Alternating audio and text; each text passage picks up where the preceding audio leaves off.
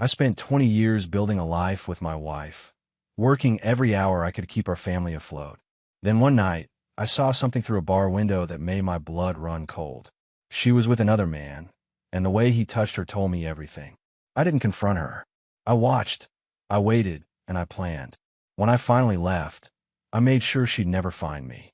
But 7 months later, she did. And what she brought with her changed the game completely. My name is David Cooper. I'm 41 years old, and I've spent the better part of my adult life with grease under my fingernails and the smell of motor oil in my clothes. I own Cooper's Auto Repair in a mid-sized town in Pennsylvania, the kind of place where everybody knows your name and your business. Been running that shop for 15 years, built it from nothing with my own 2 hands, and a loan I'm still paying off. Megan and I got married young, both of us barely 21. Some folks said we were crazy, too young to know what we were doing. Maybe they were right. But back then, it felt like the only thing that made sense. She was beautiful, sharp as a tack, and had this way of making you feel like you were the only person in the room. We had Brandon a year later. Then Hannah came along 14 months after that. 2 kids before we hit 23. Life came at us fast, but we handled it. Or so I thought. The shop kept me busy. Real busy. Weekdays I'd be there from 7 in the morning until 6 at night. Sometimes later, if a job ran long. Saturdays too, especially during summer when the heat had everyone's AC units giving out and their engines overheating. Megan worked as an office manager at a local insurance company. Decent pay, good benefits. Between the two of us, we made it work. Paid the mortgage, kept food on the table, sent both kids off to college. Brandon's studying engineering at Penn State. Hannah's doing pre-med at Temple. I'm proud of them. Worked myself to the bone to make sure they'd have opportunities one never had. Took out loans, worked extra jobs, said yes to every overtime hour that came my way. That's what a father does. You sacrifice. You provide. You make sure your kids don't have to struggle the way you did. But somewhere along the way, while I was busy being a provider, I stopped being a husband. Or maybe Megan stopped being a wife. Hard to say which came first. All I know is that by the time I figured out what was happening, the damage was already done. The foundation had rotted out from under us, and I was the last one to smell the decay. It all started on a Wednesday evening in March. I remember because it was the day after Brandon's birthday, and we just sent him a care package with his favorite snacks and a check to help with books. I'd stayed late at the shop finishing up a restoration job on a '67 Chevy pickup. One of those projects you take on because you love the work, not because it pays well. When I finally locked up around 8:30, I was tired, hungry, and looking forward to a hot meal and maybe catching the end of the Sixers game. Instead, I got the beginning of the end of everything I thought I knew. I didn't go straight home that Wednesday night. Instead, I got a text from my buddy Greg, someone I'd known since high school. He was at Murphy's bar watching the Phillies game and asked if I wanted to join him for a beer. After the day I'd had, dealing with that stubborn Chevy and Tom, riding everyone at the shop, a cold one sounded perfect. Murphy's was one of those neighborhood places where the bartender knew your order before you sat down. Nothing fancy, just good beer, decent wings, and a big screen for the game. I pulled into the lot around 8:45, spotted Greg's truck, and headed inside. He was already at our usual spot near the window, 2 beers waiting. We talked shop for a while, complained about work, joked about the Phillies' defense. Normal stuff. The kind of conversation that doesn't require much thinking, just 2 guys unwinding after a long day. Then I saw her. I was glancing out the window, just watching people walk by on the street, when Megan appeared on the sidewalk. My wife, dressed nice, hair done up in that way she only bothered with for special occasions. But she wasn't alone. A man walked beside her. Tall, decent build, wearing a dark coat. They weren't holding hands, weren't wrapped up in each other, but something about the way they moved together made my stomach tighten. Then he did it. Just for a second, casual as anything, he placed his hand on the small of her back as they turned the corner. That gesture, that tiny, intimate touch that said everything. My beer stopped halfway to my mouth. Greg noticed, followed my gaze, then looked back at me with concern written all across his face. "Dave, that your wife?" I nodded slowly, couldn't speak. "Who's the guy?" "No idea." I managed to get out. We both stood up at the same time. I threw some cash on the table and headed for the door, Greg right behind me. By the time we got outside, they'd turned the corner. I spotted them a block down, walking toward the parking lot behind the old pharmacy. "You sure you want to do this?" Greg asked quietly. I didn't answer, just started walking. We hung back far enough not to be noticed, but close enough to keep them in sight. They reached a dark SUV in the lot, something new and expensive looking. The guy opened the passenger door for her. She got in, smiling at something he said. No hesitation, no guilt on her face. Just comfortable like this was routine. The SUV pulled out, and I ran back to my truck with Greg jogging behind me. We followed them through town, keeping a safe distance. They were being careful, weren't checking mirrors or taking weird routes. This wasn't their first time doing this. That much was clear. They drove for maybe 20 minutes, heading out toward the edge of town where the buildings got older and the streetlights got dimmer. Finally, the SUV turned into a parking lot I recognized. The Sunset Motor Lodge, a rundown place that rented rooms by the hour, the kind of spot you only went to if you didn't want to be seen. I pulled into a spot across the street, killed the engine, and watched. The guy got out first, walked around to open her door. They went into the office together. Through the window, I could see them talking to the clerk. A minute later, they came out with a key and walked toward one of the rooms. Room 114. I watched them go inside and close the door. My hands were shaking. Not from anger yet, just shock. Greg sat beside me in silence, probably not knowing what to say. What do you say when you watch your buddy's wife walk into a motel room with another man? I pulled out my phone, opened the camera, and started taking pictures. The SUV's license plate, the motel sign, the room number. Then I zoomed in and got a shot of them through the window before the curtains closed. Not perfect photos, but good enough. What are you going to do? Greg finally asked. I don't know yet, I said, my voice flat. But I'm gonna need proof. All of it. We sat there for another 30 minutes, just watching that closed door. The anger was starting to build now, slow and hot, replacing the shock. 20 years. 2 kids. A life we'd built together. And she was in there with him. Finally, I started the truck. Let's go. You're not going to confront them? Not yet. I pulled out of the parking spot and headed back toward town. I need to think. I need a plan. I dropped Greg off at Murphy's so he could get his truck, then drove home. The house was dark when I arrived. Megan's car wasn't in the driveway. Of course not. She was still at that motel.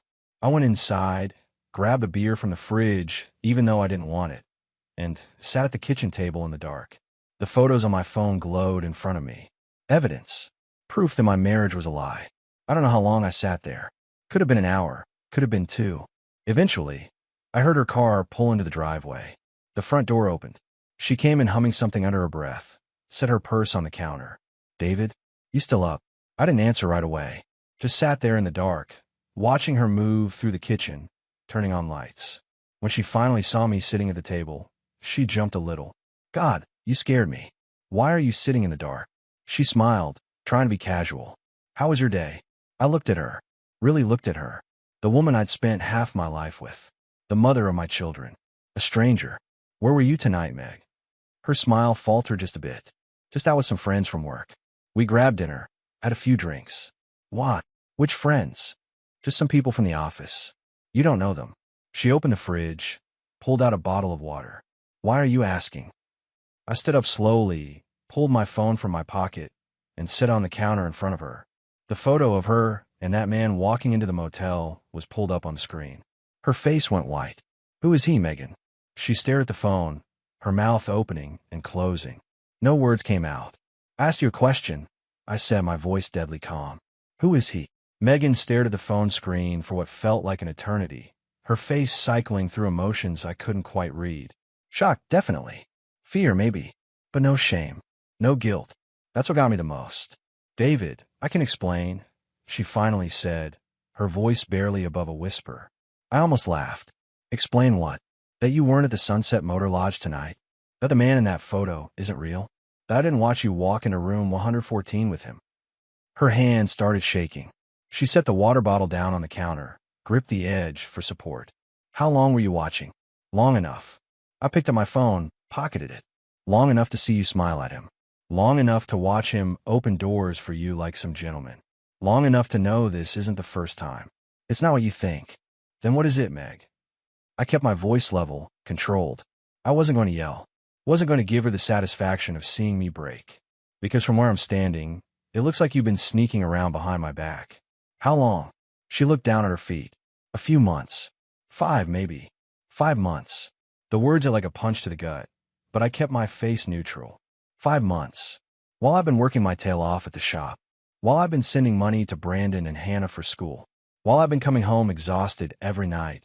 You've been with him. You're never here, David. Some fire crept in her voice now, defensive. When's the last time we had a real conversation? When's the last time you asked me about my day and actually listened to the answer? You're married to that shop, not to me. I was working. I said slowly, deliberately. Each word measured. Working to pay for this house. Working to keep our kids in college. Working to keep us afloat. And you repay me by sleeping with some guy at a cheap motel. His name is Kevin, she said quietly. Kevin Walsh. He's a claims adjuster. He comes to our office twice a month for meetings. I don't care what his name is. I moved closer, and she took a step back. I don't care what he does for a living. What I care about is that for 5 months, you've been lying to me. Every single day, you looked me in the eye and lied. Tears started rolling down her cheeks. I didn't mean for it to happen. We started talking, and he just listened to me. He made me feel seen, David. When's the last time you made me feel that way? So this is my fault. The words came out sharper than I intended. I work too much, so that gives you permission to cheat? That's not what I'm saying. Then what are you saying? I grabbed my phone again, pulled up another photo. This one showed her and Kevin in the parking lot of our office building, his arm around her waist. Because these pictures tell me everything I need to know. You're comfortable with him. This is routine for you. She looked at the photo and fresh tears spilled over. I'm sorry. I'm so sorry, David. I made a mistake. A mistake is forgetting to buy milk at the store, Meg. A mistake is being 5 minutes late. I gesture at the phone. This is a choice. You chose him over me. Over us. Over 20 years of marriage. Please, she whispered. Please, can we just talk about this? Can we try to work through it? I looked at her, this woman I'd spent half my life with, and felt nothing. No love, no anger, just a cold, hollow emptiness where my heart used to be. No, I said quietly. We can't work through this. You destroyed that possibility the moment you walked into that motel room with him. I headed toward the stairs. I need to think. You're sleeping in the guest room tonight. Tomorrow, we figure out what comes next. David, wait. Guest room, Megan. Now. She opened her mouth to argue, but something in my expression stopped her. She grabbed her phone from the counter and walked toward the guest room, shoulders shaking with silent sobs. I went upstairs to our bedroom, closed the door, and sat on the edge of the bed. The photos on my phone glowed in the darkness. Evidence of betrayal. Proof that everything I believed in was a lie. I didn't sleep that night. Just sat there thinking about the next 20 years of my life and how different they were going to look from the last 20. By the time the sun came up, I knew what I had to do. I took the next day off work, called my foreman, Tommy, and told him I had a family emergency. He'd been with me since I opened the shop, knew better than to ask questions. Said he'd handle things and hung up. I spent that morning sitting in my truck in the parking lot of a McDonald's 3 blocks from my house, nursing a coffee and trying to think straight. Everything I thought I knew had been turned upside down in the span of 24 hours. My marriage was a lie. The woman I trusted implicitly had been betraying me for months. And I had no idea what to do next. That's when I remembered something. A guy I knew from high school, Bobby Sinclair. We played football together, ran in the same circles. After graduation, he'd gone into private investigation work. Divorce cases, mostly. Background checks. Surveillance. The kind of work that required discretion and a willingness to see people at their worst. I pulled up his website on my phone. Sinclair Investigations. Professional. Confidential service. I dialed the number. Bobby answered on the second ring. Sinclair Investigations. Bobby, it's David Cooper. From school. Cooper. His voice warmed immediately. Man, it's been years. How you been? Been better, I admitted. Listen, I need your help. Professional help. The warmth faded, replaced by business-like efficiency. What's going on? I told him. Not everything, just enough. He listened without interrupting, then gave a low whistle when I finished. Sorry to hear that, man. That's rough. He paused. You want to know how deep this goes? Yeah, I need to know everything. How long, how often, where they meet. If there's money involved. All of it. I can do that. It'll take maybe a week, 2 at most. I'll need some information from you. Photos of your wife, her schedule, the guy's name and workplace. Kevin Walsh. Claims adjuster. Works for the same insurance company as her. I can get you everything else. Good. Email it to me. I'll start Monday. What's this going to cost me? He quoted a number that made me wince, but I didn't argue. Information like this was worth every penny. Do it. Whatever you find, I need to know. You got it. And David, I'm sorry, brother. Nobody deserves this. I hung up and sat there in that parking lot, watching people come and go. Families with kids, couples holding hands, normal people living normal lives. Lives that made sense. Mine didn't make sense anymore. But it would. Soon as Bobby finished his work, I'd have the truth. And then I'd know exactly what to do next. Bobby worked fast. By the end of the week, he had enough evidence to bury Megan and her boyfriend in court. He met me at a diner on the outskirts of town, slid a manila folder across the table, and ordered us both coffee. You're not going to like this, he said. I opened the folder. Inside were photos, dozens of them. Megan and Kevin Walsh walking into hotels together, sitting close at restaurants, his hand on hers. One picture showed them kissing in the parking lot of her office building, broad daylight, not even trying to hide it. But that wasn't the worst part. Check the bank statements, Bobby said quietly. I flipped through until I found them. There were charges I'd never seen before on our joint credit card. Jewelry purchases, expensive dinners, even a weekend trip to Atlantic City that Megan had told me was a work conference. Thousands of dollars. Money we should have been saving for Brandon and Hannah's tuition, spent on her affair. She's been pulling cash advances too, Bobby added. Small amounts. Nothing that would trigger alerts. But it adds up. I'm estimating she's funneled close to $8,000 over the last 5 months. $8,000. Money I'd earned breaking my back at that shop. Money that should have gone to our kids' education. I felt sick. There's more, Bobby said. He pulled out another set of documents. I did some digging on Walsh. Turns out this isn't his first rodeo. He's been divorced twice already, both times because of infidelity. Your wife knew what she was getting into. I closed the folder, pushed it away. That's enough. You want to keep digging? No. This is plenty. I looked at Bobby. Thanks, man. I owe you. Just take care of yourself, David. He stood, dropped the 20 on the table for the coffee. And get yourself a good lawyer. That afternoon, I went to see Andrew Pierce, a divorce attorney with a reputation for playing hardball. He looked through Bobby's folder, made a few notes, and leaned back in his chair. This is solid evidence, he said. With this, we can push for a favorable settlement. She won't have much ground to stand on. I want the shop protected, I told him. That business is everything to me. I built it from nothing. We'll make sure it stays yours. What about the house? She can have it. I don't want anything that reminds me of her. Andrew nodded, making more notes. What about your kids? They're adults, so custody isn't an issue. But they should know what's happening. That was the part I've been dreading. Telling Brandon and Hannah that their mother had destroyed our family. But they deserve the truth. I'll tell them this weekend, I said. They're both coming home for spring break. Good. Keep me updated. Andrew handed me a business card. And David, don't do anything stupid. No confrontations. No threats. Let me handle this through the proper channels. I nodded, but part of me wanted to drive straight to Megan's office and drag Kevin Walsh out by his collar.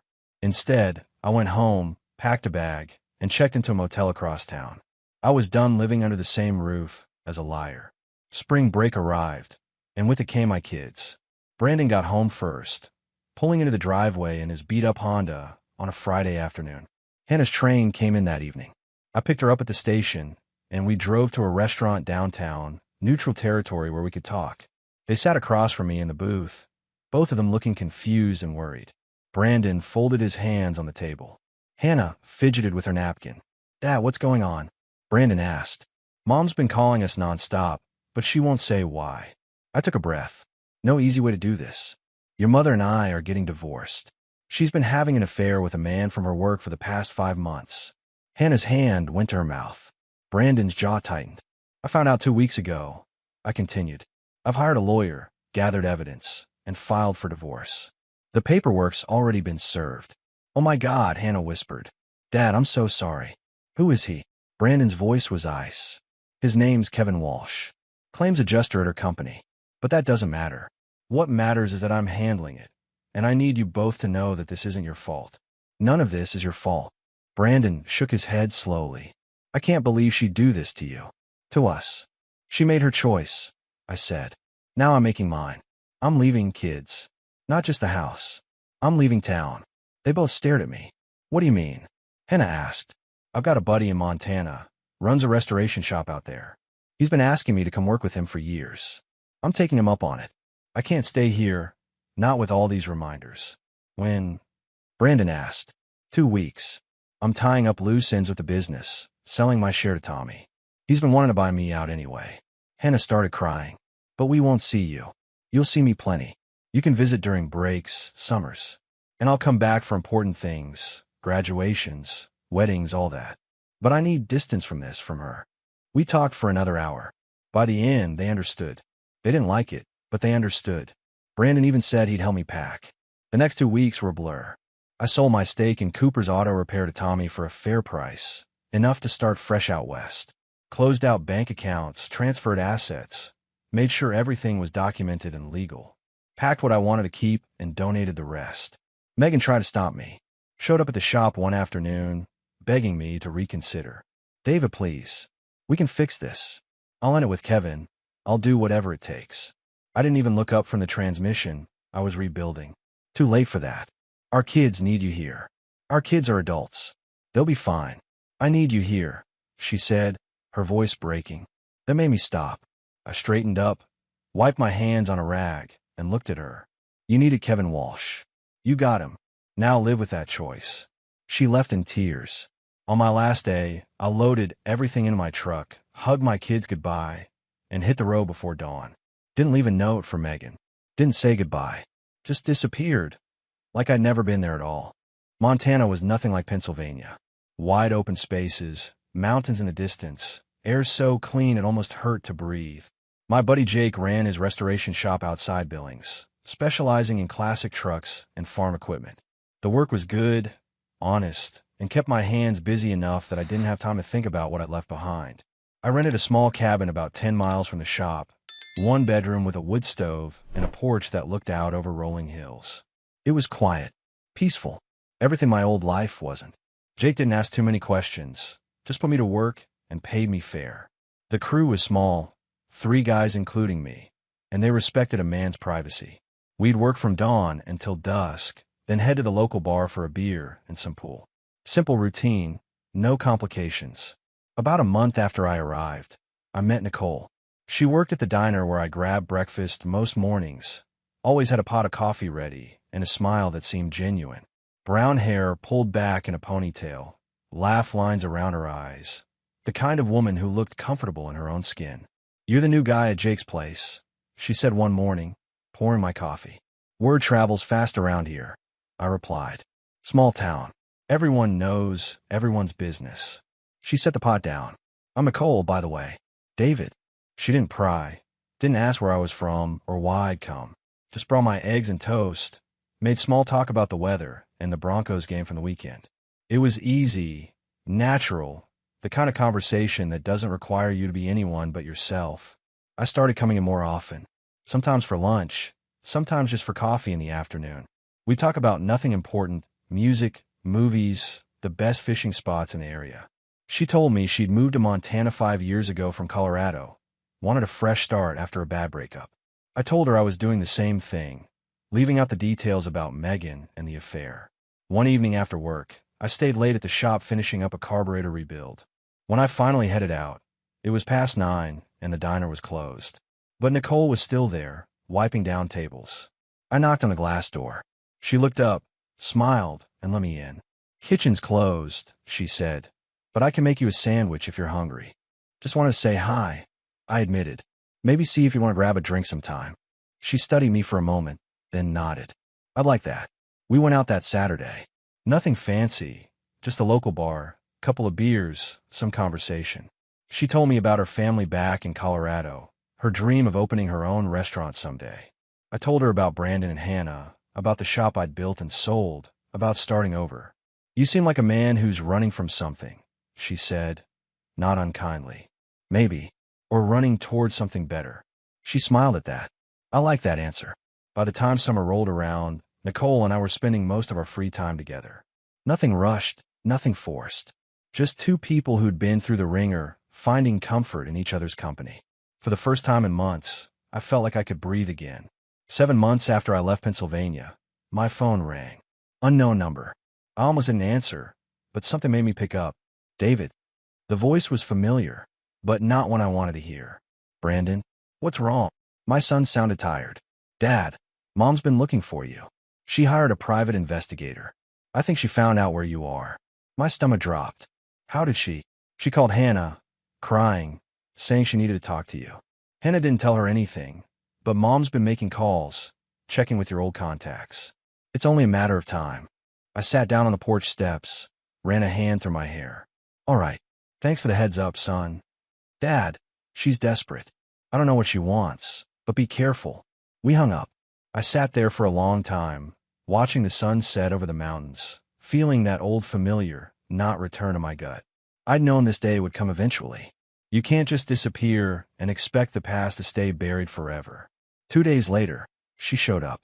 I was working on a Dodge Power Wagon in the shop when Jay called out, David, you got a visitor. I looked up and there she was. Megan, standing in the doorway of the shop, looking thinner than I remembered. Older, worn down. She was holding something wrapped in a blanket, and when I got closer, I realized what it was. A baby. My hand stopped moving. My brain stopped working. I just stood there, staring at her and that infant in her arms, trying to make sense of what I was seeing.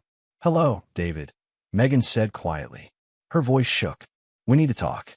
I set down my wrench, wiped my hands on a rag. Jake, I'm taking a break. We walked outside, away from the shop, toward my truck. The baby was sleeping, tiny face peaceful and unaware. I didn't want to ask, but I had to know. Whose is it? Megan's eyes filled with tears. Yours. His name is Matthew. He's 3 months old. I shook my head slowly. No, that's not possible. We haven't been together in over a year. I was pregnant when you left, she insisted. I didn't know until after you were gone. I tried to find you, but you disappeared. David, please, he's your son. I looked at her, really looked at her, and saw something in her eyes I'd seen before. Desperation. The same look she'd had when I caught her with Kevin's emails open on her laptop. You're lying, I said flatly. I'm not. I have the birth certificate. Your name is on it. Then you forged it. I took a step back. That baby isn't mine, Megan. The timeline doesn't work. Please, she whispered. Please, David. Kevin left me when he found out I was pregnant. I have no one. No money. I need help. And there it was. The truth, laid bare. She wasn't here because she loved me or because that baby was mine. She was here because she'd burned every other bridge, and I was her last option. Get a paternity test, I said coldly. Bring me proof, and then we'll talk. I can't afford. Not my problem. I turned and walked back toward the shop. Go home, Megan. Megan didn't leave Montana right away. She checked into a motel in town, kept calling me, leaving voicemails begging me to reconsider. I didn't answer. Instead, I contacted my lawyer back in Pennsylvania, explained the situation, and had him file for a court-ordered paternity test. 3 days later, I got a call from a number I didn't recognize. When I answered, a woman's voice came through, hesitant and apologetic. Mr. Cooper, my name is Janet Riley. I'm a nurse at Mercy Hospital in Harrisburg. I need to talk to you about something important. My grip tightened on the phone. I'm listening. Your ex-wife, Megan Cooper, gave birth at our hospital 3 months ago. She listed you as the father on the birth certificate. But sir, I was there during her prenatal visits. I overheard conversations she had with a man named Kevin Walsh. He was with her at several appointments, and I heard them discussing the pregnancy. The dates she gave you don't match what's in our records. My heart pounded. What are you telling me? I'm telling you that baby isn't yours, Janet said quietly. She was already 4 months pregnant when you left Pennsylvania, according to her medical records. She knew the whole time. I shouldn't be calling you, but I have a brother who went through something similar. I couldn't let her do this to you. I sat down hard on my porch steps. Do you have proof? I can't send your medical records. That's illegal. But when the paternity test gets ordered, the truth will come out. I just wanted you to know beforehand, so you weren't blindsided. After we hung up, I sat there for a long time, staring at nothing. Megan had come all this way, baby in hand, spinning lies to manipulate me into taking care of another man's child. The same man she destroyed our marriage for. The paternity test results came back a week later. Just as Janet had said, I wasn't the father. The baby was Kevin Walsh's. I had my lawyer send the results to Megan with a cease and desist order. If she contacted me again, I'd file harassment charges. She left Montana the next day without a word. Nicole found me that evening on the porch, staring at the mountains. She sat down beside me, didn't say anything at first, just let me process. It's over, I finally said. The test proved what I already knew. That baby's not mine. I'm sorry you had to go through that, Nicole said softly. I'm not, I replied, and I meant it. She showed me exactly who she is. Again, and this time, I didn't fall for it. I looked at Nicole, this woman who'd been patient with me, who'd never asked for more than I could give. I'm done looking back. I'm ready to move forward. She smiled, squeezed my hand. Good, because I'm not going anywhere. Brandon called that night. He'd heard about Megan's scheme from Hannah, who'd gotten wind of it through some mutual friends back home. Dad, I'm sorry, Brandon said. I can't believe she tried to pull that. It's not your fault, son. Your mother made her choices. Now she's living with them. Hannah wants to come visit for Thanksgiving. We both do, if that's okay. I felt my chest tighten, but in a good way. I'd like that. I like that a lot. And Dad, I'm proud of you. For walking away, for standing your ground. You taught us what a man's supposed to do when the world tries to break him.